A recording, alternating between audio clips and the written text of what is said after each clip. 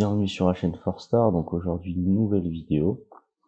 On va parler de Xenosyn Shenron parce que c'est un deck assez sympathique.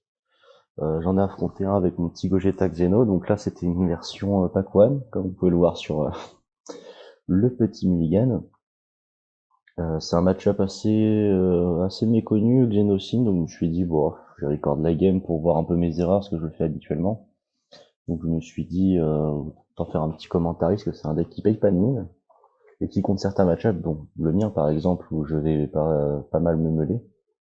Ça peut faire mal au niveau de la meule. Sa deuxième win condition, elle est pas mal. Donc sur la main de départ, j'ai une super caméa, j'hésite à la charger, puis après je me dis bah non, la grosse win condition, le gros stop turn du deck c'est Océanus, donc faut que je garde absolument une super caméa pour Océanus. Souvent en main de départ, je garde un Goku pour avoir une fusion rapidement. Là, je vois qu'on n'est pas du tout sur la main de départ. Du coup, je garde un Vegeta, parce que je me dis si je meule un Goku, même si je meule pas les deux pièces, je peux quand même faire une fusion. Donc c'est plutôt un bon move, parce que ça va me servir pour faire une fusion assez rapidement dans la partie. Donc il fait son Shenron, qui a à peu près le même effet que le Ryu Shenron. En fait, Xenosyn, il y a beaucoup d'effets qui se rapprochent du Syn Shenron jaune. Là, c'est l'équivalent du Océanus. Tu warp la carte du dessus de ton deck, tu fais le top 5, tu prends un dragon maléfique Xeno. Donc effet leader, il tape, il défausse 1, il pioche 1. Et l'effet de tous les Xenosyn battle, c'est quand ils sont défaussés par un Shadow Dragon, tu regardes la carte du dessus de ton deck, si c'est un Shadow Dragon, tu l'ajoutes à ta main. Donc ce qui est Shadow Dragon dans le deck, c'est toutes les battles et toutes les extras du deck. Voilà. Donc si par exemple s'il touche Unisson sur cet effet-là, il met sous le deck, donc du coup il tuto pas. Donc globalement c'est du défausse 1, pioche 2. Mais il y a toujours une chance de défausser juste piochant. C'est le risque. Puisqu'il y a une condition d'éveil quand t'as des cartes en drop, et globalement les cartes en drop sont utiles dans ce deck là. Donc du coup t'es content de défausser. Donc on va charger l'espace-temps Trunks, ça sert à rien pour l'instant, puis avec un peu de chance on va le meuler, hein, si on a une bonne RNG. On regarde un peu ce qu'il y a en drop. Au revoir, pardon, donc là pour l'instant on a des pièces de fusion, elles sont là, hein. On se fait plaisir. Les pièces de fusion sont là, la Towa est en place. La Towa, la caille promo est en place. Il y a de quoi se faire plaisir. Au cas où j'avais gardé le Vegeta drop 1 si jamais j'en meulais pas un. Bon là je le meule comme ça c'est réglé. Là donc on tape Unisson. Il trigger directement son effet de faire bloqueur avec le leader, du coup ce qui augmente un marqueur par l'effet d'Unisson. Voilà, donc là ça va être le tour 1, on va essayer de gérer son Unisson. Donc globalement c'est un tour de vérité. En fait c'est soit on gère son Unisson tour 1 et on lui fait perdre un tour, tout en lui donnant pas de serve, en lui donnant des PV. Et si on n'y arrive pas, bah tant pis, son Unisson bougera pas de la game parce que après tu vas perdre trop de temps à vouloir gérer son Unisson. Donc après on pose petit auto-éveil, hop, Kai, Pack One depuis la main. Comme ça il est là, il est on board, on va taper 15 000 sur l'Unisson. Parce qu'il a une réponse, il va utiliser la carte qu'il a tuto sous nos yeux, donc c'est une nouvelle carte. Cet extra là, si t'as une Unisson sur le terrain noir, tu peux l'utiliser gratuitement. L'effet du compte, c'est quand votre adversaire attaque, tu choisis une carte qui a 15 000 de puissance sous main en ignorant barrière, tu le mets en war. Donc c'est pas forcément la carte attaquante et ça annule pas l'attaque. Du coup c'est ultra rentable quand c'est la carte attaquante qui est warp, sinon c'est pas ouf. Donc effet de son leader, on meule tous les deux 1. Je meule un promo. C'est pas grave, j'en ai un autre en main, il y en a déjà un sur le terrain, donc c'est ok, il a pas de remove de board T2 normalement. Puisque les grosses battles de Xenosyn, ça va être la rare. C'est à peu près le même effet que le Lee Shenron A8 de la BT10, faut virer une battle sur le terrain pour pouvoir le jouer. Voilà, c'est celui que je montrais en photo. N'hésitez pas à faire des petits arrêts sur image. Souvent, quand je montre une carte en photo, c'est soit que je relis l'effet pour moi parce que c'est une carte intéressante dans le match-up, soit fait que l'effet vient d'être utilisé et c'est intéressant de relire, quoi. Donc il va essayer de gérer mon Unisson, donc déjà il tape leader, il défausse 1, il va piocher 1. Effet de la battle depuis la drop, il regarde le dessus du deck, c'est une Unisson, il whiff. C'est terrible. Il perd un du CA. Donc là, il va essayer de gérer mon Unisson. C'est une bonne chose, il fait super combo. Je suis content, il y en a une qui est passée. Globalement, pour moi, si on essaye de gérer mon Unisson, c'est pas très rentable pour les autres. Honnêtement, c'est pas très rentable parce que Bah, mon mission, je l'ai gratos, quoi. Donc, que tu tapes une fois, quand t'es à 15 000 pour lui enlever un marqueur, comme ça il tape pas le tour d'après, ça c'est ok. Mais, ou pour pas prendre le -3, mais taper 2 fois dessus pour le kill, moi ça change rien, qu'il soit un marqueur ou deux. Enfin, il sera quoi qu'il arrive à 2 marqueurs si je remeule par exemple une caille et un pack one, là. Si je mets une caille et que je fais un espace-temps qui va en war, la carte revient pareil, donc c'est pas forcément hyper worse. À part si tu veux pas me donner des cartes en main sur les PV. Donc on va jouer la SR, hein. Y a pas de raison. Boum. On va piocher 1, on va faire l'effet, on va voir 5, est-ce qu'on va choper un Trunks pour avoir du CA? Non. 2 Kai. C'est sympa. On a juste à mettre Pakuen sans warp et c'est bon. On a une carte de l'espace-temps 6. Ça se tentera. On va taper, on prend l'Océanus directement. Et là, c'était important de faire du draw power, c'est pour ça que j'ai pas tapé pro, parce qu'en vrai, son Océanus bloqueur, je m'en tape un peu. Honnêtement, il va... Donc là, du coup, effet Océanus. Quand il est... Du coup, il a pas défaussé une battle. Donc il peut pas faire l'effet tuto, mais Océanus, quand il est joué, lui aussi fait l'effet, du coup, top card, il prend une extra, il garde en main. Donc un Océanus, il défausse une autre battle. L'Océanus, il peut le jouer pour 2, défausser un, jouer une battle et draw 2. Donc c'est assez fort. Dans Xenocide, l'Océanus, c'est très très fort. Déjà que c'est une carte qui est forte dans les autres decks, bah, c'est fort. Donc on va prendre PV, on va prendre la draw. Voilà, s'il fait son rare, s'il fait le rare, bah moi ça me va parce que j'ai une autre promo en main. Au pire j'ai l'espace-temps 6 pour pouvoir aller chercher de nouveau une promo. Même si je l'avais pas, donc c'est pas très grave. Puis des fois quand je suis comme ça en situation de j'ai promo, j'ai déjà SR, des fois la SR c'est chiant de la jouer parce qu'il faut payer 2 pour résoudre l'effet au max, des fois on n'a pas envie. Mais des fois quand on ne gère pas promo, bah c'est chiant parce que t'as pas la draw du t'as pas la draw du leader, donc des fois quand t'as quelqu'un s'évertue à gérer la promo, c'est ok. Après la promo quand t'arrives sur le terrain c'est fort, hein, c'est une 25 000 doubles qui tape comme ça gère une battle, c'est ok. Donc là directement il va faire son Dragon Tackle là. Hop, pour gérer ça.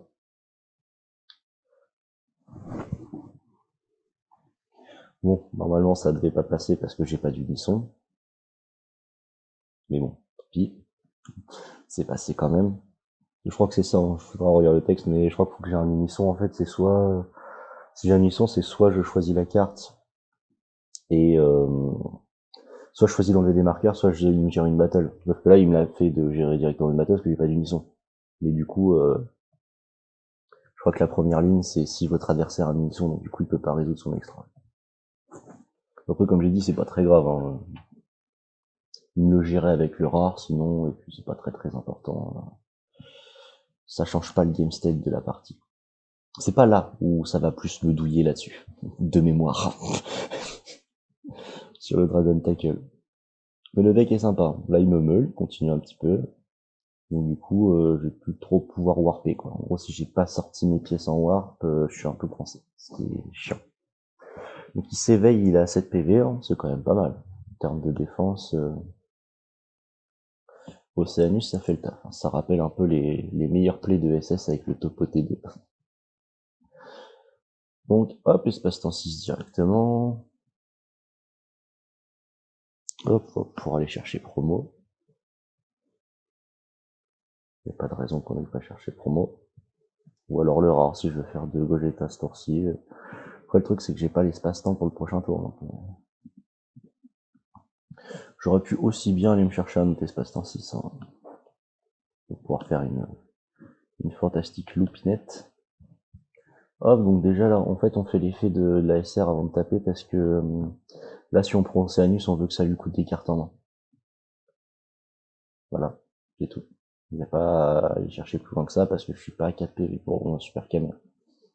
Donc en fait j'ai envie que ça lui coûte cher. Voilà, pour aucune raison. Parce que là, dans ces cas-là, c'est même s'il est Océanus, je me dis qu'il se risquera peut-être pas à faire Océanus directement.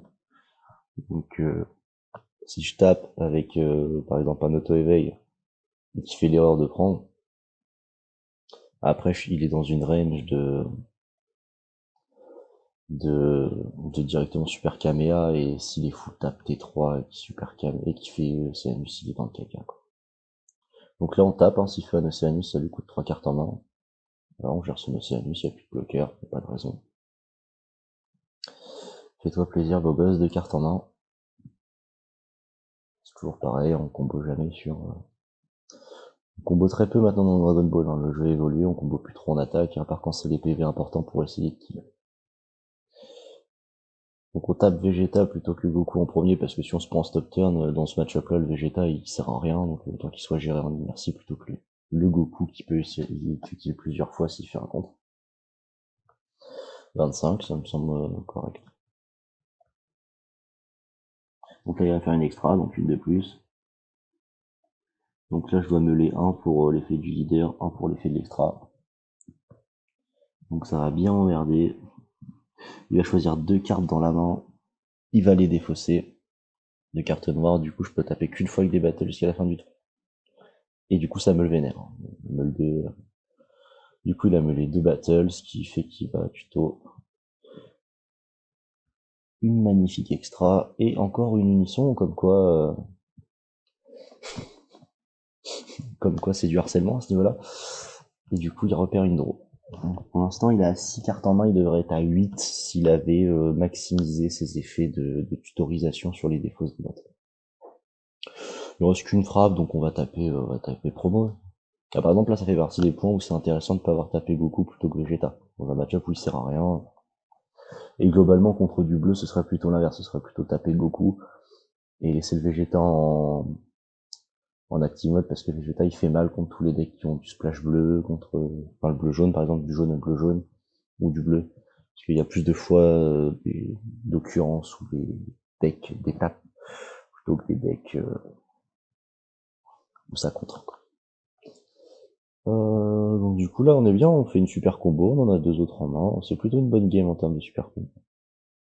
C'est pas toujours le cas avec Gogeta. On va meuler 1, plus 15 000 sur son leader, c'est pour ça qu'on est monté à 30 exprès. Donc du coup il faut qu'il combo 5. Hop, il va faire l'effet de ça, on va meuler 1. Hop, son leader gagne, il défausse un truc, le leader gagne 1000. Il a peur de prendre une attaque d'unisson, je sais pas quoi. C'est son problème, pas le nôtre. Voilà.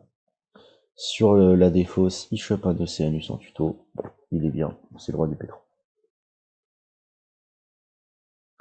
C'est le king. Hop, on va passer. On va pas mettre le pack one, on va le faire sneaky, hein, s'il est pas géré. Hop, on met un pack one en dessous d'un pack one et ce sera moins 3. Il n'y a pas de raison de dévoiler pour avoir juste une frappe à 15 000 alors qu'avec son effet d'extra, il est à 16 000 de base en leader, donc ou taper unisson alors qu'il va bloquer, du coup, qui va lui faire gagner un marqueur à l'unisson plutôt que de lui en faire perdre. Il n'y a rien du tout qui justifierait ça. On va pas s'y risquer. Vas-y, ça passe. Il va taper sur mon Vegeta. Donc là, son effet éveillé, c'est Hydro, il passe à 20 000 de puissance. C'est pas mal, moi j'aime bien les leaders qui gagnent 5 000 de puissance quand ils sont éveillés, parce que c'est hyper important des fois de pouvoir gérer des batailles à 20 000 sans combo, ou surtout pas certaines unissons qui sont à 20 000. Par exemple, je pense à l'unisson bout pour le bleu. Bah juste taper leader dessus, foutre de la pression, c'est chiant. Enfin, ça l'emmerde quoi. Donc là, il fait effet unisson, il refout 3 extras sous le deck. Et une carte de sa main, je crois, jusqu'à une carte de sa main, il droit. Donc c'est pas mal. Hop, il va faire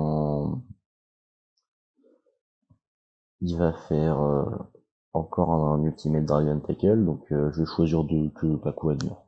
Voilà, j'ai plein de cailles en warp, y a pas de raison. Y a pas de raison qu'il meure pas. Par contre c'est chiant, là, ça commence à me les faire. Ça commence à me le faire. Il va pouvoir se rechercher une extra. Hop, il va se rechercher le contre ou extinction de boue suivant la situation. Hop. Sur son effet de mise en jeu, il va plutôt un Dragon Tackle. Il dégage pour jouer le rare, voilà, le fameux rare dont je vous ai parlé. Là, je suis un peu content parce que du coup, il a géré mon unisson et mon Gogeta.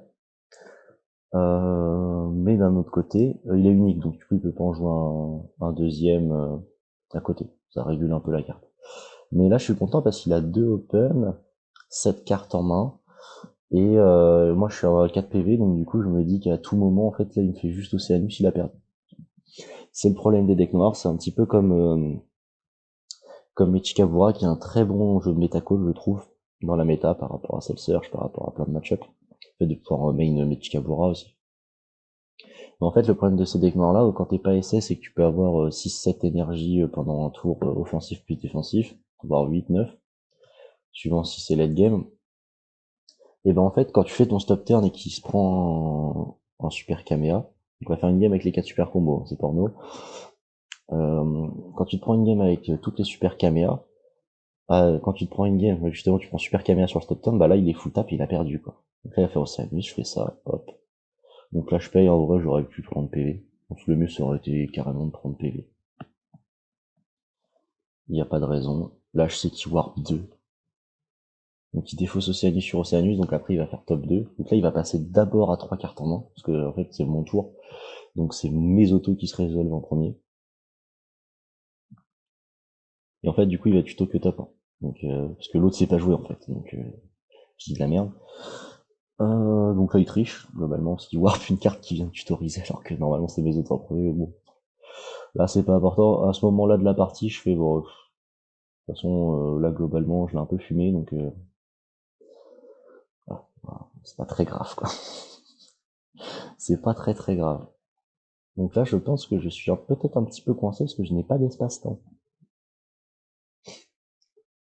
Je peux pas jouer de Gogeta, si? Ou alors je vais devoir défausser. À voir.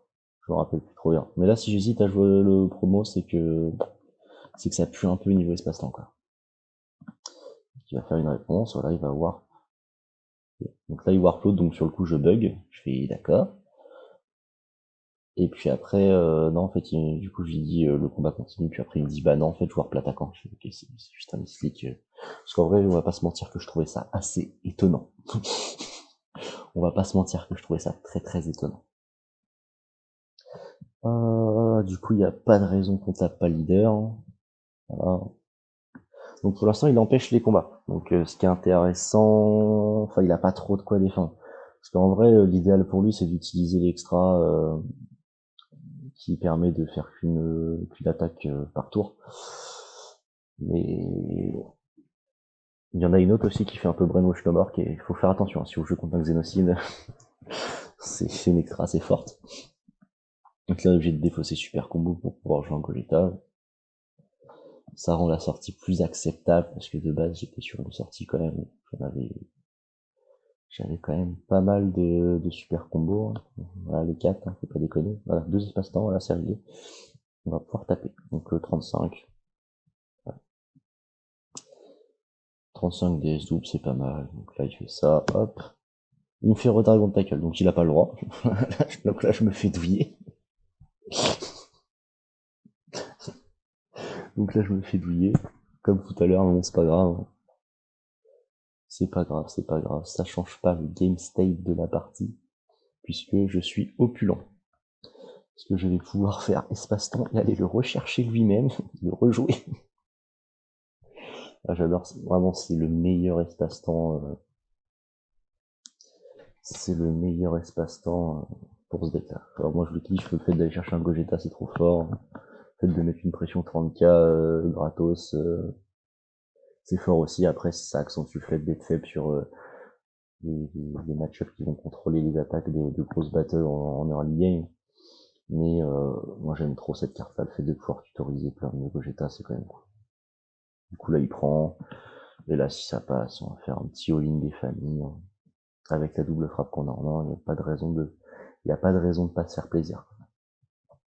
Surtout qu'après on a 3 PV, en vrai, pour lui, vu qu'il met 3 PV, ça pourrait être facile. Hop, hop, pour un combo. Je crois que de mémoire, je crois que je me garde le promo au cas où, hein.